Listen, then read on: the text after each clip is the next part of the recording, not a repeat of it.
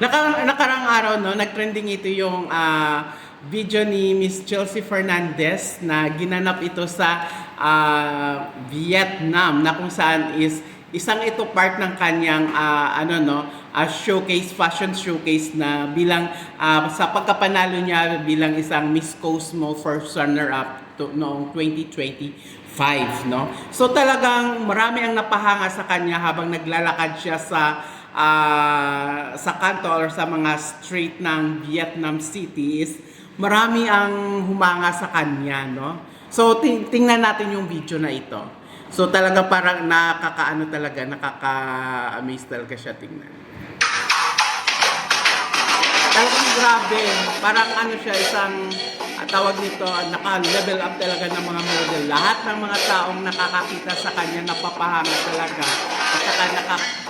At saka nimingiti talaga sa kanya. At saka sa kanya, ang galing niya ng rito, yung pagdala ng yung pag-project niya, no, sa paglalakad, sa pagsuot ng shade, at saka yung gandun din yung dalawang bodyguard nga nasa likod.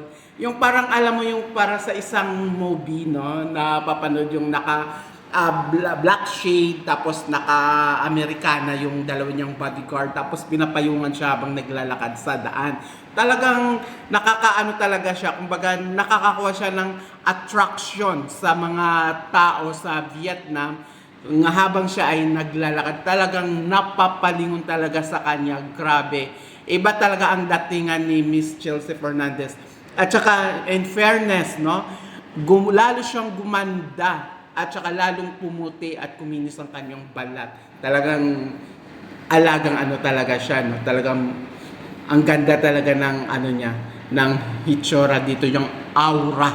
Talagang parang supermodel ang dating. Talagang tingnan mo, lahat ng mga tao nga nakakasalubong niya is talagang nakangiti talaga sa kanya, no? Talagang nakangiti at saka talagang ang ganda ng dating. Talagang wala kang masabi sa na ito, sa performance na ipinakita ni Miss Chelsea Fernandez. Ito is part lang daw ito ng events or cultural fashions at saka media appearance ni Miss Chelsea Fernandez dito sa Vietnam City. Talagang ang ganda ng niya.